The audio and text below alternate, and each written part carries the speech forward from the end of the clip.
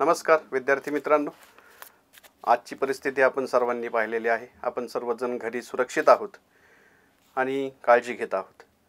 तर आजच्या या परिस्थितीला अनुसरून आपण ऑनलाईन शिक्षण पद्धतीचा वापर सर्व शाळांनी सुरू केलेला आहे आणि त्या अनुषंगाने आपण पाहतो आहोत की सर्वांचे ऑनलाईन लेक्चर्स चालू आहेत आणि त्याचंच एक माध्यम म्हणून शिक्षा समूह व हिंद सेवा मंडळांच्या संयुक्त विद्यमाने आपण या ठिकाणी केबलद्वारे आणि आकाशवाणीद्वारे आपण आपले लेक्चर्स चालू केलेले आहेत.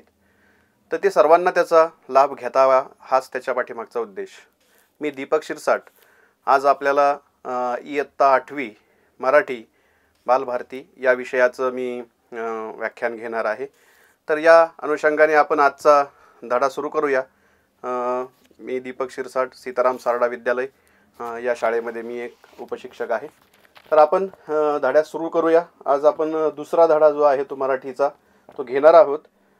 धड्याचं नाव आहे माझ्या देशावर माझे प्रेम आहे. तर विद्यार्थी मित्रांनो, या धड्यामध्ये आपण अभ्यासणार आहोत की या धड्याचे जे लेखक आहेत यदुनाथ थत्ते यांनी हा सुंदर असा धडा आपल्याला या ठिकाणी प्रस्तुत केलेला आहे. आणि यदुनाथ थत्ते जे या धड्याचे लेखक आहेत, अत्यंत ख्यातनाम असे ते लेखक आहेत आणि बरंचसं योगदान त्यांनी आपलं मराठी साहित्यामध्ये दिलेलं आपल्याला पाहायला मिळतं. तर या यदुनाथ थत्तेंचा थोडक्यात आपण परिचय पाहूया. 1922 ते 1998 ही त्यांची कारकीर्द आहे. प्रसिद्ध लेखक, संपादक, पत्रकार, बाल साहित्यकार, चरित्रकार. 32 वर्ष त्यांनी साधना या साप्ताहिकाचे संपादन केले. म्हणजे यावरून आपल्याला त्यांच्या कार्याची ओळख येते विद्यार्थी मित्रांनो, की किती चांगल्या प्रकारे त्यांनी मराठी साहित्यामध्ये योगदान दिलेलं आहे. अत्यंत प्रसिद्ध असे ते लेखक आहेत, संपादक, पत्रकार, अशा वेगवेगळ्या भूमिका त्यांनी पार पाडलेल्या आहेत. आणि 32 वर्ष साधना हे जे त्यांचं साप्ताहिक होतं, या साप्ताहिकाचं संपादन त्यांनी केलेलं आहे. कथा, कादंबऱ्या, बालसाहित्य, चरित्रे, लेख, अनुवाद अशी त्यांची सुमारे 100च्या आसपास पुस्तके प्रकाशित आहेत. म्हणजे पहा विद्यार्थी मित्रांनो, यामधून त्यांच्या योगदानाची आपल्याला ओळख होते की मराठी साहित्यामध्ये त्यांनी भरपूर असं योगदान दिलेलं आहे. मग त्याच्यामध्ये त्यांच्या कथा आहेत, कादंबऱ्या आहेत, बालसाहित्य आहेत, चरित्र आहेत, असं विस्तृत लेखन त्यांनी केलेलं आहे. आणि यावरून आपल्याला त्यांच्या योगदानाची कल्पना येते. खरोखरच खूप मोठं योगदान मराठी साहित्यामध्ये यदुनाथ थत्ते यांनी दिलेलं आहे. त्यापैकी विनोबा भावे, आपला मान आपला अभिमान, साने गुरुजी जीवन परिचय, यशाची वाटचाल, आपला वारसा, समर्थ व्हा, संपन्न व्हा, रेशमा, प्रतिज्ञा ही अतिशय लोकप्रिय पुस्तके आहेत. म्हणजे ही त्यांच्या पुस्तकांची नावं आहेत की अनेक पुस्तकं त्यांनी चांगल्या प्रकारे लिहिलेली आपल्याला पाहायला मिळतात. त्याच्यामध्ये आपण पाहतो आहोत की विनोबा भावे यांच्या जीवनावर आधारित त्यांनी चरित्र लिहिलेलं आहे. त्याचबरोबर आपला मान आपला अभिमान हेही पुस्तक त्यांचं अत्यंत प्रसिद्ध आहे. साने गुरुजींच्या जीवनावर त्यांनी खूप चांगल्या प्रकारचं लेखन केलेलं आपल्याला पाहायला मिळतं. म्हणजे यावरून त्यांच्या कामाची, त्यांच्या कार्याची आपल्याला जाणीव होते की किती चांगल्या प्रकारे या लेखकाने मराठी साहित्यामध्ये योगदान दिलेलं आहे. म्हणजे यावरून लेखक आपले हे खूप ख्यातनाम असे आहेत आणि त्यांचा हा धडा या ठिकाणी आपल्याला अभ्यासायला मिळणार आहे. हे खरोखरच एक खूप चांगली गोष्ट आहे. त्यामध्ये आपण आता त्यांच्या या कार्याचा आपण परिचय पाहिलेलाच आहेत. आता या पाठाविषयी थोडक्यात जी ओळख आपल्याला पाहिजे की प्रस्तुत पाठ जो आहे प्रतिज्ञा या पुस्तकातून घेतला आहे. पाठ्यपुस्तकातील प्रतिज्ञेच्या 3ऱ्या वाक्याचा आशय या पाठात उलगडून दाखवला आहे. प्रतिज्ञा म्हणजे काया, वाचा, मनाने केलेला संकल्प. म्हणजे या धड्यामध्ये आपल्याला काय पाहायचंय पहा विद्यार्थी मित्रांनो. तर आपण दररोज प्रतिज्ञा म्हणतो शाळेमध्ये. शाळा जेव्हा आपली सुरू असते त्यावेळेस आपण दररोज प्रतिज्ञा म्हणतो की नाही? सर्व विद्यार्थी आपण प्रतिज्ञा म्हणतो. आणि त्यामध्ये ते 3रं वाक्य आहे, माझ्या देशावर माझे प्रेम आहे. तर हे जे वाक्य आहे, तर या वाक्याचा आशय लक्षात घेऊन लेखकाने आपला समोर हा पाठ या ठिकाणी दिलेला आहे. आणि प्रतिज्ञा जी आपण म्हणतो ती काया वाचा मन पूर्ण समरस होऊन त्याच्यामध्ये ती प्रतिज्ञा आपण सादर म्हणतो, दररोज म्हणतो. आता या प्रतिज्ञेतील प्रत्येक शब्दामागे संकल्पाचे बळ असते. आपण जे म्हणतो आणि तेच आपल्याला करायचे आहे असा दृढ विश्वास या शब्दांमधून व्यक्त होतो. या पाठाच्या संवादात्मक शैलीमुळे प्रतिज्ञेतील शब्दांचा अर्थ सहजपणे आपल्या मनापर्यंत पोहोचतो. म्हणजे या प्रतिज्ञेमधला प्रत्येक शब्द न शब्द हा खूप अर्थपूर्ण आहे आणि आपण ती प्रतिज्ञा म्हणताना आपलं पूर्ण काया वाचा मन पूर्ण एकाग्र होऊन आपण ती प्रतिज्ञा म्हणत असतो. आणि त्याच्यामुळे त्या प्रतिज्ञेमधला प्रत्येक शब्द न शब्द जो असतो तो आपला दृढ विश्वास आपला त्यातनं व्यक्त होत असतो. आणि या पाठाच्या संवादात्मक शैलीमुळं प्रतिज्ञेतील शब्दाचे अर्थ सहजपणे आपल्या मनापर्यंत पोहोचतो. म्हणजे या पाठामध्ये आपल्याला संवादात्मक पद्धतीने आपल्यासमोर हा पाठ सादर केलेला आहे आणि प्रतिज्ञेमधले शब्दच त्याचा अर्थ हा त्यामधून आपल्याला अत्यंत चांगल्या प्रकारे आणखीन समजणार आहे. तर पाहूया आपण जो धडा आहे, खूप सुंदर धडा आहे विद्यार्थी मित्रांनो. तुम्हाला नक्कीच हा धडा आवडेल आणि आपण जी प्रतिज्ञा म्हणतो त्या प्रतिज्ञेच्या दृष्टिकोनातून हा धडा आपल्याला आणखीन ती प्रतिज्ञा दृढ होण्यासाठी त्या प्रतिज्ञेतील शब्द त्यांचा अर्थ आपल्याला आणखीन खोलवर समजण्यासाठी या धड्याचा आपल्याला उपयोग होणार आहे. म्हणजे या धड्याच्या माध्यमातून लेखकाने आपल्यासमोर एक चांगलं उदाहरण प्रस्तुत केलेलं आहे की ज्याद्वारे विद्यार्थ्यांना याचा भरपूर फायदा व्हावा आणि आपल्या देशाबद्दलचं त्यांचं जे प्रेम आहे ते अत्यंत चांगल्या पद्धतीने त्यांनी कशा पद्धतीने ते या धड्यात मांडलेलं आहे ते आपण पाहणारच आहोत. तर आपण सुरू करू या धडा. मी वाचतो विद्यार्थी मित्रांनो, पहा आपण. मी एकदा एका शाळेत गेलो होतो. शाळेची प्रार्थनेची वेळ होती. मुले पुस्तकातील प्रतिज्ञा म्हणतायत हे पाहून मी सुखावलो. मुले प्रार्थनेहून परतली. मी मुलांना विचारले, तुमच्या देशावर तुमचे प्रेम आहे काय? म्हणजे लेखकाने असाच एक किस्सा सांगितला की ते एका शाळेमध्ये भेट देण्यासाठी गेले होते आणि भेट देण्यासाठी गेल्यानंतर त्या शाळेची प्रार्थना चालू होती. आता आपण पाहतो की शाळा सुरू होण्यापूर्वी आपण दररोज प्रार्थना, राष्ट्रगीत म्हणतो, प्रार्थना म्हणतो, प्रतिज्ञा म्हणतो. हे आपल्या सर्व दररोजच्या शाळेतला आपला हा विषय आहे. परिपाठ ज्याला म्हणतो आपण, या परिपाठाच्या अनुसरून आपण ह्या सगळ्या गोष्टी करत असतो की ज्यामधनं आपल्याला आपल्या देशाविषयी चांगलं प्रेम निर्माण व्हावं, जागृती व्हावी. राष्ट्रगीताचा आपल्याला अभिमान आहे ते आपण म्हणतो आणि त्याचबरोबर प्रार्थना ही असते की आपण आपलं मन एकाग्र व्हावं. आपलं मन आपण देवाकडे प्रार्थना म्हणत असतो की आपल्याला या जी विद्येची देवता आहे माता सरस्वती आहे याकडे आपण प्रार्थना करतो की चांगल्या प्रकारचं शिक्षण आपल्याला घेता यावं आणि प्रतिज्ञेच्या माध्यमातून आपण आपल्या देश बांधवांशी, देशाशी एकरूप होण्याची प्रतिज्ञा आपण घेत असतो. तर ही प्रतिज्ञा त्यावेळेस चालू होती आणि यामध्ये आपण पाहतो की मुलं जी आहेत ती प्रार्थना त्यानंतर प्रतिज्ञा म्हणत होते आणि मग ती मुलं प्रार्थना संपल्यानंतर, प्रतिज्ञा संपल्यानंतर पुन्हा आपापल्या वर्गाकडे परतली. तेव्हा लेखकाने काही मुलांना प्रश्न केला की तुमच्या देशावर तुमचे प्रेम आहे काय? मुले म्हणाली, अलबत. आपल्या देशावर प्रेम न करणारे आम्ही करंटे थोडेच आहोत. तर सर्व मुलांना वाटलं की लेखकाने असा काय प्रश्न विचारला हा. परंतु त्या मुलांनी पण तेवढंच हजरजबाबीपणे उत्तर दिलं की अर्थातच, अलबत म्हणजे अर्थातच आमच्या देशावर प्रेम न करणारे आम्ही करंटे थोडेच आहोत. करंटे म्हणजे जे दुर्भाग्यशाली असतात किंवा जे अभागे असतात ज्याला म्हणतो आपण. म्हणजे आमच्या देशावर प्रेम करणं हे आमचं कर्तव्य आहे आणि ते आम्ही ते करणार. देशावर प्रेम आमचं आहेच. मी विचारले, तुम्ही देशावर प्रेम करता म्हणजे काय करता? मग लेखकाने लगेच पुढचा प्रश्न विचारला. आता लेखकाला प्रश्नांच्या स्वरूपातून त्या विद्यार्थ्यांकडनं सर्व काढून घ्यायचं असतं आणि त्यामुळे लेखकाने पुढचा प्रश्न विचारला की तुम्ही देशावर प्रेम करता म्हणजे काय करता नेमकं? आता या दुसऱ्या प्रश्नाने मुले आश्चर्याने पाहतच राहिली. त्यांना असा प्रश्न कधीच कुणी विचारला नव्हता. आता मुलं एकदम आश्चर्यचकित झाली की असा काय प्रश्न विचारला, कारण असा प्रश्न त्यांना कुणी आतापर्यंत विचारला नव्हता की तुम्ही देशावर प्रेम करता म्हणजे नेमकं काय करता. असा प्रश्न त्यांना आतापर्यंत कुणी विचारला नव्हता, तो लेखकांनी त्यांना विचारला. त्यामुळे ते मुलं काय झाली, एकदम आश्चर्यचकित झाली की त्यांना तो प्रश्न अनपेक्षित होता आणि तो प्रश्न लेखकाने त्यांना विचारला.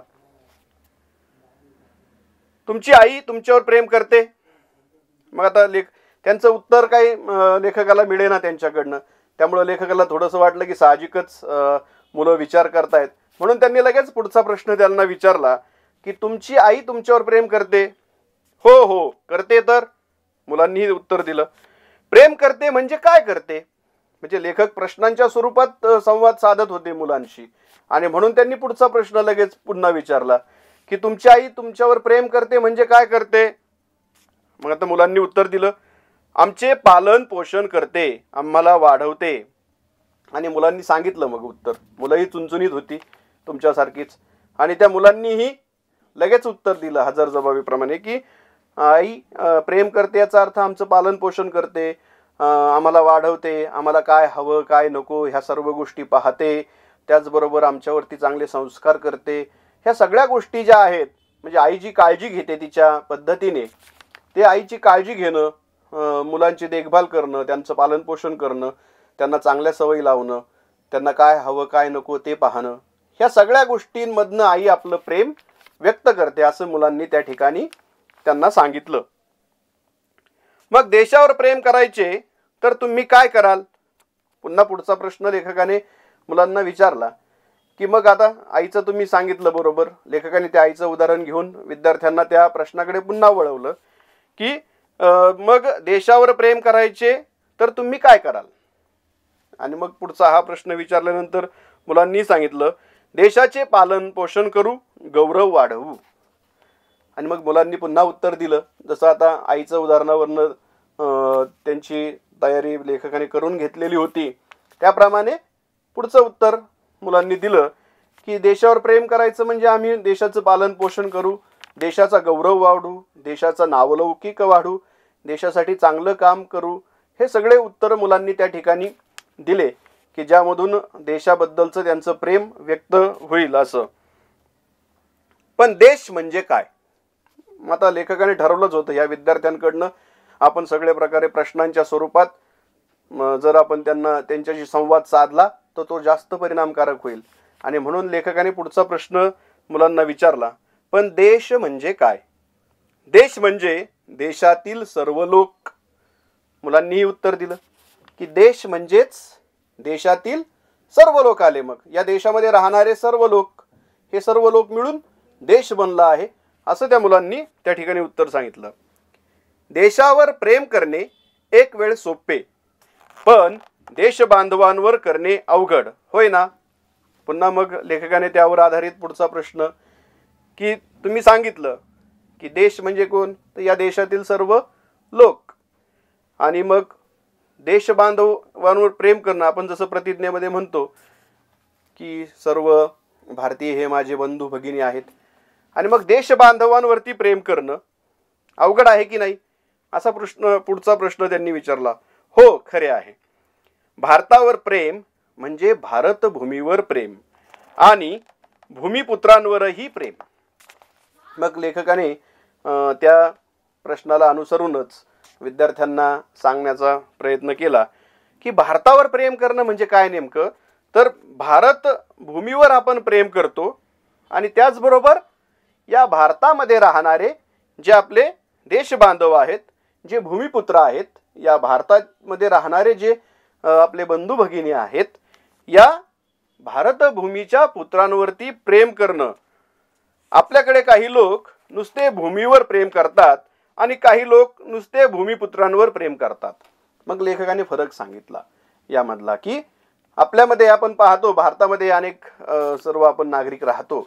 मग यातले काही लोक जे असतात ते भारत भूमीवर प्रेम करतात, आणि यातले काही लोक जे असतात ते भूमिपुत्रांवरही प्रेम करतात. म्हणजे दोन वेगवेगळ्या प्रकारची लोक आपल्याला या ठिकाणी पाहायला मिळतात. त्यामुळे लेखकाने हा सांगण्याचा त्यांना प्रयत्न केला की काही लोक आपल्याकडे भूमीवर प्रेम करतात आणि काही लोक नुसते भूमिपुत्रांवर प्रेम करतात. परंतु मुलांना याचा अर्थ नीटसा कळला नाही. ते थोड्याशा गोंधळल्या अवस्थेमध्ये पाहायला मिळाले. त्यामुळं त्यांनी विचारलं की म्हणजे देशावर प्रेम करायचे तर भूमी आणि भूमिपुत्र दोघांवर प्रेम हवे, होय ना? आणि मग लेखकाने त्यांना पुढच्या प्रश्नाच्या माध्यमातून त्यांना विचारलं की आपलं जर देशावर प्रेम असेल, आपल्याला जर देशावर प्रेम करायचं असेल तर आपल्याला भूमिपुत्रांवरही प्रेम करणं आवश्यक आहे आणि देशावरही प्रेम करणं आपल्याला आवश्यक आहे. हे बरोबर आहे की नाही, हेच त्यांनी मुलांना विचारलं. बरोबर आहे, मुले म्हणाली. एक मुलगा म्हणाला, भगतसिंग, राजगुरू, सुखदेव हे फासावर गेले, ते देशावर खरेखुरे प्रेम करत होते. आणि मग मुलांनी लगेच उदाहरण दिलं भगतसिंग, सुखदेव, राजगुरू यांचं, की यांचं देशावरती प्रेम होतं. आणि मग देशावर प्रेम होतं, मग देशासाठी काहीतरी करण्याची जी जिद्द होती, जी धडपड होती. कारण आपण त्यावेळेस पाहिलं की आपला देश जो होता तो पारतंत्र्यात होता आणि पारतंत्र्यात असणाऱ्या या देशाला स्वतंत्र करण्यासाठी, गुलामगिरीतून मुक्त करण्यासाठी भगतसिंग, सुखदेव, राजगुरू यांच्यासारख्या क्रांतिकारकांनी इंग्रज सरकारांविरुद्ध आंदोलन पुकारलं आणि त्याच्यामुळेच इंग्रज सरकारने त्यांना फासावर लटकवलं. म्हणजेच हे जे आपले क्रांतिकारक होते, जे आपल्या देशासाठी हसत हसत त्यांनी फासावर जाण्याचं कबूल केलं आणि मग हे देशावर यांचं प्रेम होतं म्हणून त्यांनी ते स्वीकारलं. मग ते पण मुलांनी लेखकाला विचारलं की ते देशावर खरेखुरे प्रेम करत होते. मी विचारले, ते खरंच आहे, पण आता त्यांच्यासारखे प्रेम करायचे तर देश पुन्हा गुलाम व्हायला हवा? मग आता लेखकाने पुढचा प्रश्न त्यांना विचारला, कारण लेखकाला वाटलं की त्यांनी स्वातंत्र्यापूर्वीच्या काळातला हे जे उदाहरण दिलं की मग त्यांचं देशावर प्रेम होतं म्हणून त्यांनी इंग्रजांविरुद्ध आंदोलन केलं, इंग्रजांविरुद्ध लढा दिला. आपण जर सर्व क्रांतिकारक पाहिला, आपला भारताचा जो स्वातंत्र्यपूर्वीचा जो इतिहास आहे तो इतिहास जर आपण पाहिला तर त्यात अशी अनेक उदाहरणं आपल्याला पाहायला मिळतील की ज्यांनी आपल्या देशासाठी, देशावर प्रेम होतं त्यांचं, देशासाठी बलिदान दिलं, देशासाठी त्यांनी आपलं सर्व संसाराची पर्वा न करता, सुखी संसाराची पर्वा न करता देशासाठी हसत हसत त्यांनी आपले प्राण बलिदान केले, त्याग केले. म्हणजेच देशावर प्रेम होतं. हे उदाहरण त्यांनी दिल्यामुळं लेखकाच्या लक्षात आलं की हे स्वातंत्र्यापूर्वीच्या काळातलं उदाहरण त्यांनी दिलं. परंतु आता आपला देश स्वतंत्र आहे. मग मुलांना आता त्या प्रश्नाकडे पुन्हा ते घेऊन यायचं होतं. म्हणून लेखकाने मोठ्या हुशारीने त्यांना विचारलं की मग जर आपल्या देशावर आपल्याला प्रेम करायचं असेल तर मग पुन्हा आपला देश गुलाम व्हायला हवा का? कारण देशावर तर प्रेम करायचं म्हणजे देशासाठी बलिदान करणं ह्या तर महत्त्वाची गोष्ट आहे. परंतु जर आता तुम्ही म्हणला तसं, तुम्ही उदाहरण जे दिलं त्या पद्धतीने की देशावर प्रेम करायचं म्हणजे पुन्हा देश आपला गुलाम व्हायला हवा का? आपल्या देशावर प्रेम असते ते फक्त आपत्काळी असते, ते नेहमी असायला हवे. मग लेखकाने पुढे असंही सांगितलं की आपल्या देशावर आपले प्रेम असते ते फक्त आपत्काळी. आपत्काळी याचा अर्थ काय विद्यार्थी मित्रांनो? तर संकटकाळी, जेव्हा देशावरती एखादी आपत्ती येते, मग ती कोणत्याही प्रकारची नैसर्गिक आपत्ती असेल किंवा मानवनिर्मित आपत्ती असेल. आपण पाहतो जसं महापूर आहे, भूकंप आहे, त्या सुनामी आहे, हे ज्या नैसर्गिक आपत्ती असतात, वादळ आहे. आपण पाहतो आपल्या महाराष्ट्रामध्येच आता मागे वादळ येऊन गेलं की ज्या वादळाने खूप मोठं नुकसान केलेलं आहे. म्हणजे ह्या ज्या नैसर्गिक आपत्ती येतात, या नैसर्गिक आपत्तीमध्येच फक्त देशावरती प्रेम करायचं असतं का?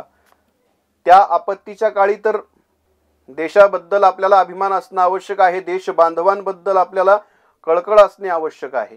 ती गोष्ट तर खूप महत्त्वाची आहे.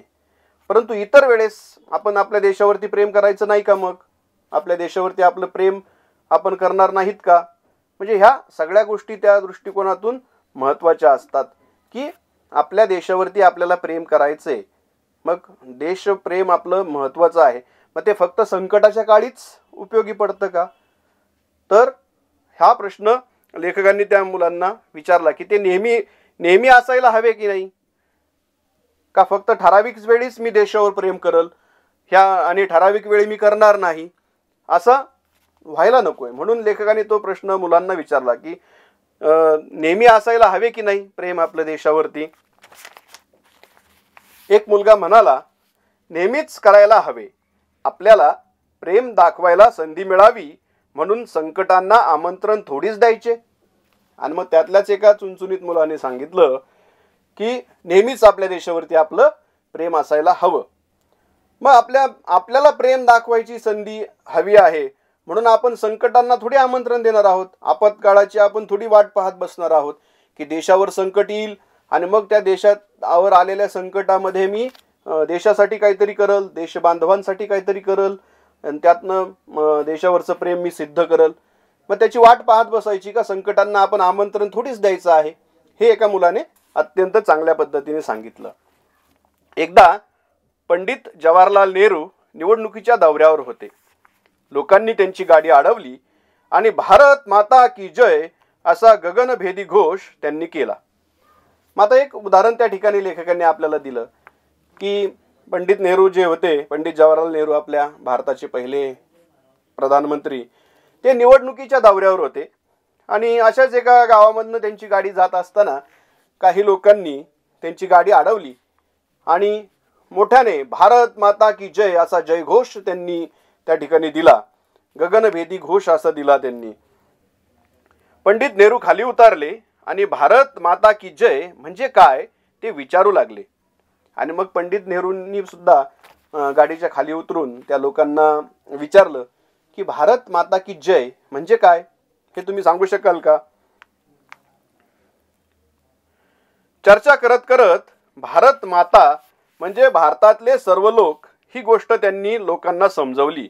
देशावर प्रेम करायचे म्हणजे जात, धर्म, वंश, भाषा हे वरवरचे भेद विसरून सर्वांवर प्रेम करायचे. आणि मग पंडित नेहरूंनी त्या लोकांना खूप चांगल्या पद्धतीने समजावून सांगितलं की भारत माता म्हणजे काय, त्यातून अर्थ अभिप्रेत आहे. तर भारत माता म्हणजेच या भारतामध्ये राहणारे सर्व लोक. आणि त्याचबरोबर या देशावर प्रेम करायचं म्हणजे ते निरपेक्ष असावं. जात, धर्म, भेद, वंश, भाषा यावरून कुठलाही भेदभाव नसावा. आणि मग अशा पद्धतीचं प्रेम जे असतं ते देशासाठी उपयुक्त असतं. आणि असंच प्रेम जे आहे ते कुठल्याही भेदभावाशिवाय ते प्रेम असणं देशावरती खूप महत्त्वाचं आहे. हे पंडित जवाहरलाल नेहरू यांनी त्या लोकांना एक चांगल्या प्रकारे समजावून सांगितलं. म्हणजे या ठिकाणी पंडित नेहरूंचं ते उदाहरण देण्याचा उद्देश काय लेखकाचा, की भारत माता म्हणजे काय आणि भारतावर प्रेम करायचं म्हणजे नेमकं कसं करायचं, हे या उदाहरणामधनं लेखकाने आपल्याला पटवून देण्याचा प्रयत्न केलेला आहे. एका मुलाने मला अडवून प्रश्न केला, पण प्रेम करायचे म्हणजे काय? मग आता मुलं सगळा हा संवाद मुलांबरोबर लेखकाचा चालू होता. हे वेगवेगळे प्रश्नांमधनं मुलांना नवीन माहिती समजत होती. देशावरती प्रेम करायचं, देश बांधवांवरती प्रेम करायचं, ह्या संकल्पना मुलांच्या स्पष्ट होत होत्या. आणि मग एका मुलाला प्रश्न पडला. जसं मुलं म्हणजे प्रश्नांचं माहेरघर असतं विद्यार्थी मित्रांनो, की ज्याची चौकस बुद्धी असते, जिज्ञासू वृत्ती असते, की पुढे काय आपल्याला त्यातनं जाणून घेण्याची इच्छा असते. अशी मुलं नेहमी प्रश्न विचारतात. आणि मग तसंच एका मुलाने प्रश्न विचारला की प्रेम करायची म्हणजे काय नेमका. आता हा प्रश्न लेखकाला त्यांनी विचारला. मी म्हणालो, प्रेम करायचे म्हणजे दुसऱ्याचे दुःख पाहून ओल्या डोळ्यांनी त्याच्या मदतीसाठी धावून जायचे आणि दुसऱ्याला आनंद झाला की आपणही आनंदित व्हायचे. खूप चांगल्या प्रकारे लेखकांनी या प्रश्नाचं उत्तर दिलं. पहा की प्रेम करायचं म्हणजे काय करायचं नेमकं. तर दुसऱ्याचे दुःख आपण वाटून घेतलं पाहिजे. ते असं म्हणतात, दुःख वाटून घेतलं की ते हलकं होतं. आणि मग दुसऱ्याच्या दुःखात आपण सहभागी झालं पाहिजे. दुसऱ्याचं दुःख जे आहे ते ओल्या डोळ्यांनी त्याच्या मदतीसाठी धावून गेलं पाहिजे. म्हणजे दुसऱ्याच्या दुःखामध्ये आपले डोळे सुद्धा ओलावले पाहिजेत. त्यांचं दुःख आपल्याला त्यांच्या दुःखात आपण सहभागी झालं पाहिजे. आणि मग हे सहभागी होणं, दुसऱ्याच्या दुःखामध्ये सहभागी होणं, त्याला सहानुभूती देणं, ही गोष्ट खूप महत्त्वाची असते. दुःखात सहभागी होता आलंच पाहिजे विद्यार्थी मित्रांनो. दुसऱ्याचं दुःख पाहून आपल्याला सुद्धा दुःख झालं पाहिजे, ही महत्त्वाची गोष्ट आहे. प्रेम करायचं म्हणजे नेमकं काय करायचं? तर दुसऱ्याचं दुःख आपल्याला वाटून घेता आलं पाहिजे. दुसऱ्याच्या दुःखाने आपले डोळे ओलावले पाहिजेत. दुसऱ्याच्या दुःखामध्ये आपल्याला सहभागी होता आलं पाहिजे. आणि फक्त सहभागी होऊन उपयोग नाही, तर त्याच्या मदतीसाठी आपण धावलं पाहिजे. त्याला मदत केली पाहिजे. त्याला सहानुभूती आपण दिली पाहिजे. त्याला आधार आपण दिला पाहिजे. त्याला पाठिंबा आपण दिला पाहिजे. आणि त्याच्या उलट दुसरी गोष्ट, दुसऱ्याला आनंद झाला की आपणही आनंदित व्हायचे. म्हणजे जसं ज्याप्रमाणे दुःखात आपण त्यांच्या सहभागी होतोच, दुःख वाटून घेतो, त्याचप्रमाणे जर दुसऱ्याला आनंद झाला तर त्या आनंदात आपल्याला सुद्धा सहभागी होता आला पाहिजे. त्यांचा आनंद आपण आपला आनंद मानला पाहिजे. ही सुद्धा तेवढीच महत्त्वाची गोष्ट आहे. म्हणजे दुसऱ्याचं दुःख हे आपलं दुःख असलं पाहिजे. दुसऱ्याचा आनंद हाही आपल्याला आपला आनंद वाटला पाहिजे. म्हणजे दुसऱ्यांबद्दल वाटणारी जी कळकळ आहे, तळमळ आहे, ही मनामध्ये येणं ही खूप महत्त्वाची गोष्ट आहे. हे असे चांगल्या पद्धतीने लेखकाने त्या मुलांना ते समजावून सांगण्याचा प्रयत्न केला. प्रेम करायचे तर अश्रू आणि हास्य यांची भाषा आपल्याला आली पाहिजे. आणि मग तेच लेखकाने सांगितलं की प्रेम करायचं म्हणजे नेमकं काय करायचं? तर अश्रू आणि हास्य याची भाषा आपल्याला आली पाहिजे. हास्य आणि अश्रूंची भाषा.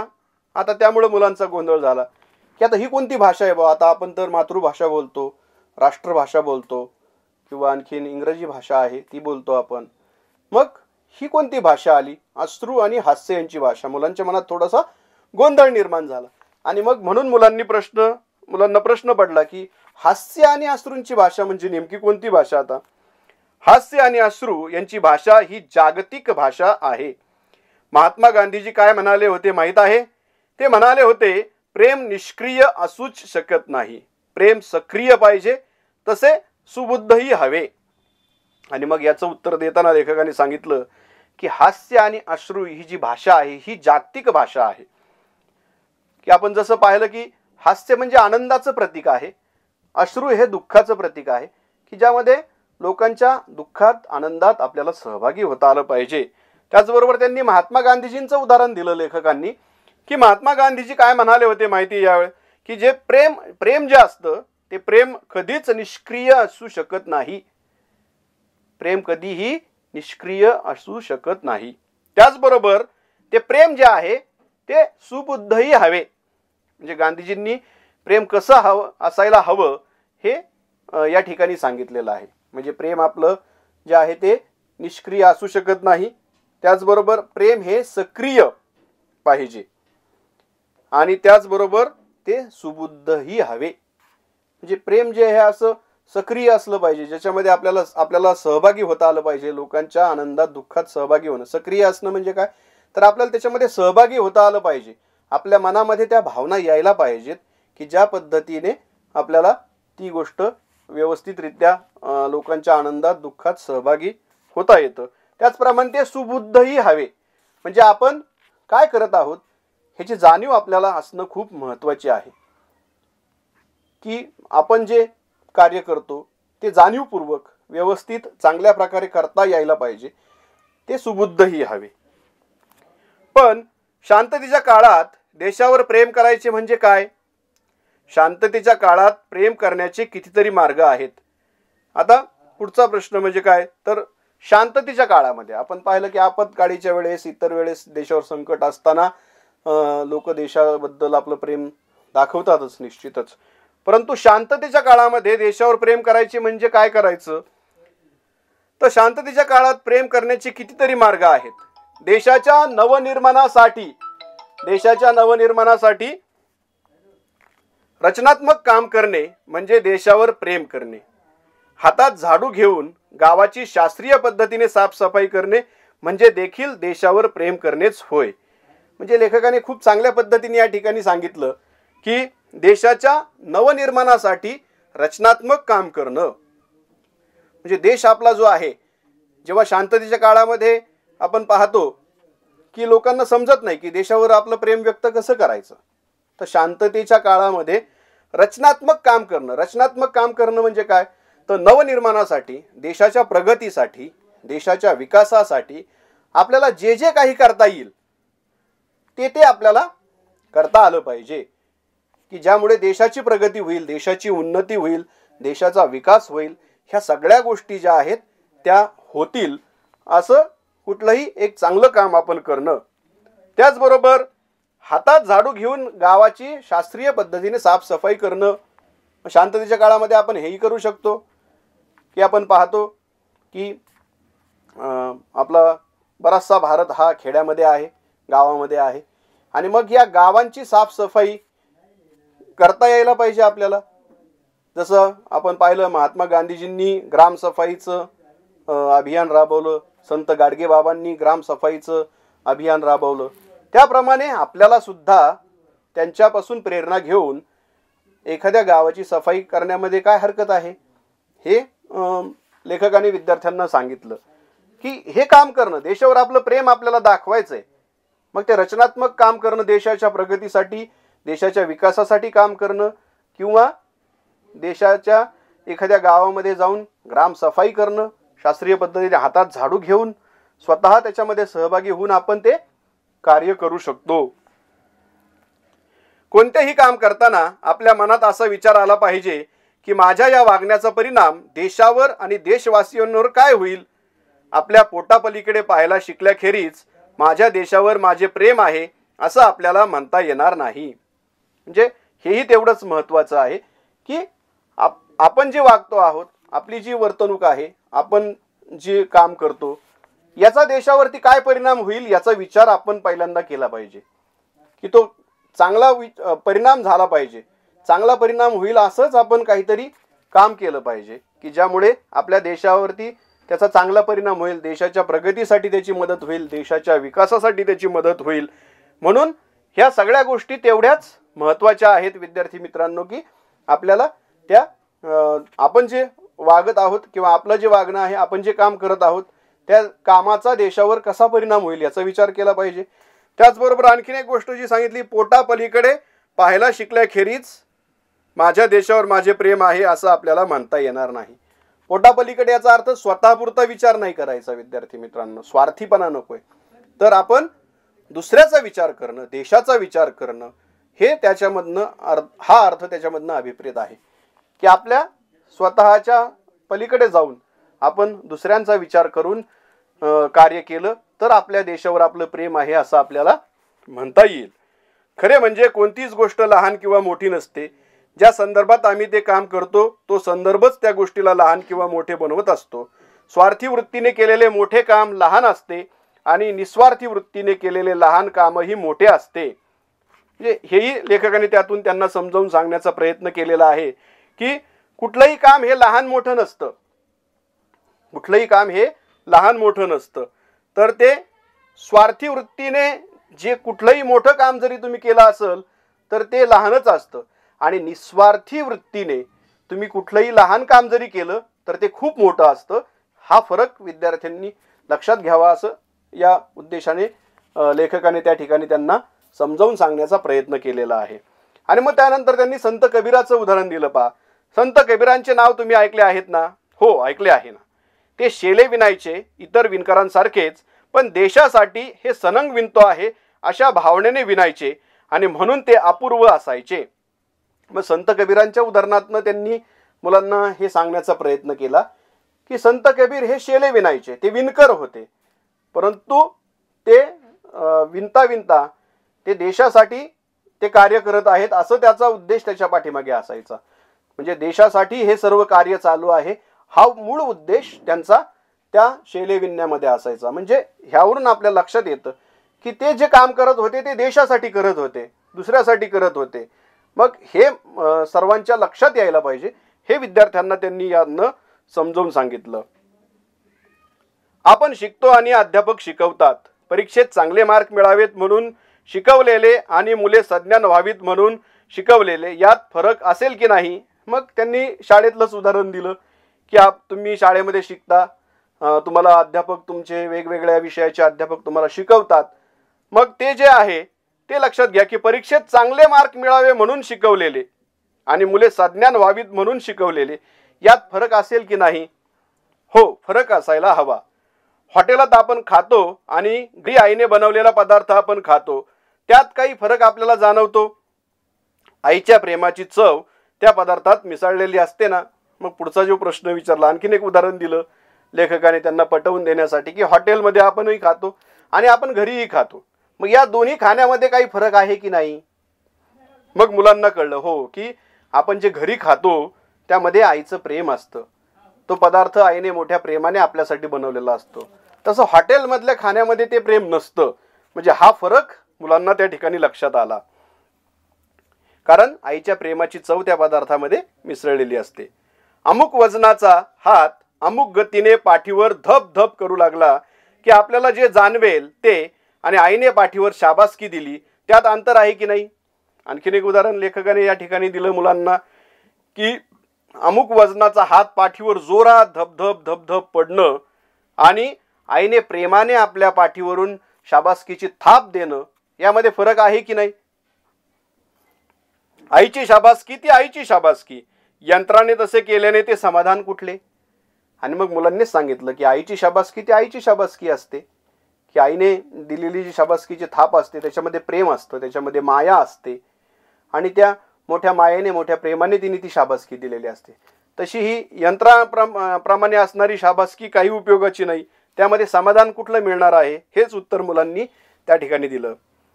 तेव्हा देशाच्या व देशबांधवांच्या प्रेमाने आपण जे करू त्याची गुणवत्ता निश्चित वेगळी असेल. ही जाणीव नसल्याने अनेक अडचणी आणि गैरसोय आपण निर्माण करत असतो. आणि म्हणून मग लेखकाने पुढे सांगितलं की तेव्हा देशाच्या व देशबांधवांच्या प्रेमाने आपण जे करू त्याची गुणवत्ता ही निश्चितच वेगळी असते. म्हणजे अनेक अडचणी ज्या होतात, गैरसोय ज्या होतात त्या आपणच निर्माण करतो, हे लेखकाने या ठिकाणी सांगितलं.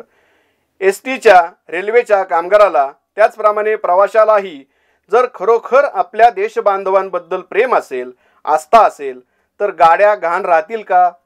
मग हेही उदाहरण लेखकाने दिलं त्यांना की आपण पाहतो की एसटी गाडी आहे, रेल्वे गाडी आहे, त्या ठिकाणी जर खरोखर देशावर प्रेम असेल लोकांचं तर ह्या एसटीच्या रेल्वेच्या कामगारांना प्रवाशाला जर खरोखर आपल्या देशबांधवांबद्दल जर प्रेम असेल तर त्या गाड्या ज्या आहेत, रेल्वे गाड्या असेल, एसटी गाडी असेल, ती घाण राहील का. कुणीही घाण करणार नाही, कारण त्याला जर आपण आपलं समजलं, देशाची संपत्ती जी आहे ती आपली संपत्ती या मानून आपण त्यावरती जर व्यवस्थित त्याची स्वच्छता ठेवली तर हा प्रश्न निर्माण होणार नाही. म्हणून देशाबद्दल जर आपल्याला आस्था असेल तर आपण ह्या गोष्टी आपल्याकडनं एसटी किंवा घाण राहील का किंवा रेल्वे घाण राहील का हा प्रश्न लेखकाने मुलांना केला. देशावरचे आपले प्रेम प्रत्येक बारीक सारीक गोष्टीतून दिसून आले पाहिजे. मोठे प्रश्न उभे राहतील तेव्हा तर प्रेम आपण दाखवूच. अर्थात असे प्रश्न जीवनात एखाद्या वेळी आले तर येतात, पण छोटे प्रसंग रोजच येत असतात. आपल्या देशावरील व देशबांधवांवरील प्रेम प्रकट करण्यासाठी संकटांना निमंत्रण देण्याची गरज नाही. आणि मग पुढे लेखकाने खूप चांगल्या पद्धतीने मुलांना समजावून सांगितलं की आपले जे प्रेम आहे ते छोट्या छोट्या गोष्टीतून सुद्धा दिसलं पाहिजे की आपल्या देशावरती प्रेम आहे. बारीक सारीक गोष्टींमधनं आपलं प्रेम दिसून आलं पाहिजे. मोठे प्रश्न निर्माण झाल्यावर ते आपण प्रेम तर दाखवतोच. जसं नैसर्गिक आपत्ती आली, महासंकट आलं एखाद्या देशावर तर सर्व नागरिक धावून येतात, सर्व देशावरचं प्रेम आपलं दाखवतात. परंतु असे प्रश्न एखाद्या वेळेस कधीतरी येतात. परंतु छोटे छोटे प्रश्न जे आहेत, जे छोट्या छोट्या समस्या आहेत त्यातून मात्र आपलं प्रेम दिसून यायला पाहिजे, ते दररोज दिसलं पाहिजे. म्हणजे त्या छोट्या कामांमधनं आपलं देशावरचं प्रेम आपल्याला सिद्ध करता आलं पाहिजे. म्हणून मग काय आपलं प्रेम दाखवण्यासाठी संकटांना आपण थोडीच आमंत्रण देणार आहोत की संकट आल्यावरच मी देशावर प्रेम करीन, असाही त्यामधनं नकोय. तर छोट्या छोट्या बारीक सारीक गोष्टींमधून आपल्या देशावरचं आपलं प्रेम दिसायला हवं. मग हे प्रेम दिसण्यासाठी आपण त्या गोष्टींचा आपलेपणाने विचार करणं महत्त्वाचं आहे. मुले शांतपणे ऐकत होती.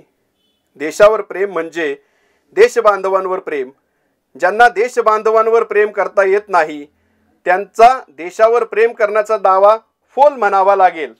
म्हणजे जो पटवून देण्याचा प्रयत्न केला लेखकाने तो खूप महत्त्वाचा आहे. या ठिकाणी सारे विश्व प्रेमाने कवेत घ्यावेसे वाटले तरी जवळचे त्यांनाच आलिंगन देता येते. याप्रमाणे याच्यावत मानव मात्रावर प्रेम करायचे म्हटले तरी शेवटी देशबांधवांवर प्रेम करणे शक्य असते. प्रेम कधीही निष्क्रिय राहू शकत नाही. प्रेमात अपार अशी संवर्धक शक्ती असते. ती ओळखूनच खरा धर्म या कवितेत साने गुरुजी म्हणतात, खरा तो एकची धर्म जगाला प्रेम अर्पावे. अशा खऱ्या धर्माच्या उपासकालाच खऱ्या अर्थाने असे म्हणता येईल की माझ्या देशावर माझे प्रेम आहे. मग त्यासाठी साने गुरुजींचं उदाहरण दिलं की साने गुरुजींचा जो त्यांनी लिहिलेलं जे गीत आहे, खरा तो एकची धर्म जगाला प्रेम अर्पावे, म्हणजे खऱ्या धर्माच्या उपासकाला असं म्हणण्याचा अधिकार आहे कारण त्यांचं देशावर खरंच प्रेम आहे. त्या पद्धतीने आपलंही देशावरती खरोखर प्रेम असणं खूप महत्त्वाचं आहे. खरोखरच आपल्या देशावर आपले प्रेम असते तर आपली गावे अशी मलमूत्राने वेढलेली दिसली असती का? आपले डोंगर उघडे बोडके दिसले असते का? सस्य श्यामला माता असे काय फक्त राष्ट्रगीतातच घोषवायचे की ती भूमी सस्य श्यामल व्हावी म्हणून आपला घाम गाळण्याची तयारी ठेवावी. देशावर प्रेम करायचे तर देशाचे आजचे चित्र बदलण्यासाठी कंबर कसायला हवी. आणि मग त्या पुढे त्यांनी सांगितलं की खरोखर आपल्या देशावर जर आपल्याला प्रेम करायचं असेल तर आपली गावे जी आहेत, मग अनेक प्रश्न त्यांनी मुलांना विचारले की देशावरती आपलं प्रेम असतं तर आपली जी गावं आहे अशी मलमूत्राने वेढलेली दिसली असती का? आपले डोंगर उघडे बोडके दिसले असते का? सस्य श्यामला माता असे काय फक्त राष्ट्रगीतातच घोषवायचे की भूमी सस्य श्यामल व्हावी म्हणून घाम गाळण्याची तयारी ठेवायची? देशावर प्रेम करायचं म्हणजे आजचं देशाचं चित्र बदलण्यासाठी कंबर कसायला हवी. कंबर कसायला हवी म्हणजे आपली तयारी असली पाहिजे, मेहनत करण्यासाठी कष्ट करण्याची आपली तयारी असली पाहिजे. माझ्या देशावर माझे खरेखुरे प्रेम असेल तर तो प्रदूषणाच्या कचाट्यात गवसू नये यासाठी मी खटपट करायला नको. आपण पाहतो प्रदूषणाची समस्या आहे देशापुढे. ती प्रदूषणाची समस्या इतकी मोठी प्रमाणात वाढत आहे. मग ती प्रदूषणाची समस्या सोडवण्यासाठी आपण काही करायला नको का? या ठिकाणी जो शब्द आलाय पहा की प्रदूषणाच्या कचाट्यात गवसू नये. गवसू नये याचा अर्थ सापडू नये. जे प्रदूषण वाढत आहे त्याची काळजी आपण घेतली पाहिजे. त्यासाठी काही खटपट आपण करायला नको का? इथली हवा पाणी निसर्ग बिघडून टाकल्यामुळे आपल्या देशावरील आपले प्रेम सिद्ध होईल काय? मग आपण जर इथली हवा पाणी सर्वच जर आपण प्रदूषित केलं, ध्वनी प्रदूषण आहे, जल प्रदूषण आहे, पाणी प्रदूषण आहे किंवा हवा प्रदूषण आहे, वायू प्रदूषण आहे, ह्या सगळ्या गोष्टी आपणच मानव त्याला कारणीभूत आहोत. मग आपलं जर खरोखर आपल्या देशावर प्रेम असेल तर आपल्या देशाची हवा आपल्या देशाचं पाणी हे आपण स्वच्छ ठेवायला नको का? शुद्ध ठेवायला नको का? ते सुधारवण्यासाठी ते प्रदूषण त्याचं कमी करण्यासाठी आपण प्रयत्न करायला नको का? म्हणून आपलं प्रेम देशावर सिद्ध करायचं असेल तर आपण काय केलं पाहिजे? तर या सगळ्या गोष्टी लक्षात घेतल्या पाहिजेत. देशाच्या विकासाला बाधक ज्या गोष्टी आहेत त्या आपण दूर करण्याचा प्रयत्न केला पाहिजे. ही भूमी सुजलाम सुफलाम आहे असं म्हणत असतानाच ती सुफलता आपल्या कर्तृत्वावर अवलंबून राहणार आहे हे कसं विसरता येईल? कष्ट करणाऱ्याला फळ मिळत नसेल आणि फळाची इच्छा धरणाऱ्याला कष्ट करावे लागणार नसतील तर त्या भूमीला सुफला म्हणता येईल का? म्हणून आपली भारत भूमी सुजलाम सुफलाम करण्यासाठी कष्ट करण्याची तयारी असली पाहिजे. फळाची इच्छा धरून कष्ट करणं, जो कष्ट करतो त्याला फळ मिळतंच. म्हणून देशासाठी कष्ट करण्याची तयारी आपण असली पाहिजे. त्यामुळं आपल्या भूमीला सुफलाम करण्याची आपल्याला गरज भासणार आहे. कष्ट जर केले आपण प्रामाणिक प्रयत्न केले तर आपली भूमी सुजलाम सुफलाम ही नक्कीच होणार आहे. माझ्या देशावर माझे खरेखुरे प्रेम असेल तर वंदे मातरम गीतात जो आदर्श सांगितला आहे तो वास्तवात यावा यासाठी धडपडण्याची प्रेरणा आपल्याला मिळाली पाहिजे. आपण जात धर्म वंश भाषा यांना निमित्त करून आपसात भांडत राहिलो तर ते भारत मातेला रुचेल काय?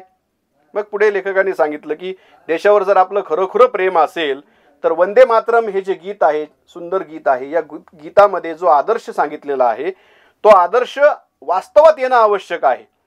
त्यासाठी धडपड करण्याची आवश्यकता आहे. त्याचप्रमाणे आपण जात धर्म वंश भाषा हा जो भेद आहे हा भेद दूर केला पाहिजे. यावरून आपण जर आपापसात भांडत राहिलो तर आपल्या देशावर प्रेम राहील का? अजिबात राहणार नाही. म्हणून भारत मातेला ह्या गोष्टी रुचणार नाहीत. भारत मातेवरला आपलं प्रेम सिद्ध करायचं असेल तर हे सगळे भेदभाव आपण विसरलो पाहिजे. देशावर आपले प्रेम असेल तर सर्व समाज घटकांना न्याय, स्वातंत्र्य, समता आणि आपलेपणाची हमी आपल्याला देता आली पाहिजे. शेवटी देशावर प्रेम म्हणजे भूमीवर प्रेम आणि भूमिपुत्रांवरही प्रेम. भूमिपुत्रांवर ज्यांना प्रेम करता येत नाही त्यांचे भूमीवर प्रेम करणे हे एक प्रकारचे ढोंगच होईल. आणि म्हणून पुढे लेखकांनी सांगितलं की समाज घटक जे आहेत, आपल्या सर्व समाज घटकांना आपल्याला न्याय देता आला पाहिजे. स्वातंत्र्य, समता, न्याय ह्या सगळ्या गोष्टी सर्व समाज घटकांपर्यंत पोहोचल्या पाहिजेत. आपल्या भूमीवर प्रेम म्हणजे भूमिपुत्रांवरही प्रेम असलं पाहिजे. त्यामुळं आपण कुठल्याही प्रकारचं ढोंग करण्याची गरज नाही. तर आपण जर प्रामाणिकपणाने ह्या गोष्टी जर व्यवस्थित पाळल्या, त्याचं व्यवस्थित आपण जर सर्व काही या धड्यामध्ये सांगितल्याप्रमाणे केलं तर आपलं निश्चित आपल्या देशावरचं प्रेम सिद्ध होईल. वंदे मातरम गीतात जे चित्र शब्दांकित झाले आहेत ते वास्तवात यावे म्हणून धडपड करत राहणे आणि सर्व भूमिपुत्रांना न्याय, स्वातंत्र्य, समता आणि आपलेपणा यांचे आश्वासन देणे म्हणजेच देशावर प्रेम करणे. आणि शेवटी लेखकाने या ठिकाणी सांगितलेलं आहे की वंदे मातरम गीतामध्ये जे चित्र शब्दांकित झालेले आहेत ते वास्तवात येण्यासाठी प्रयत्न करणं खूप महत्त्वाचं आहे आणि म्हणून त्यासाठी धडपड करणं महत्त्वाचं आहे.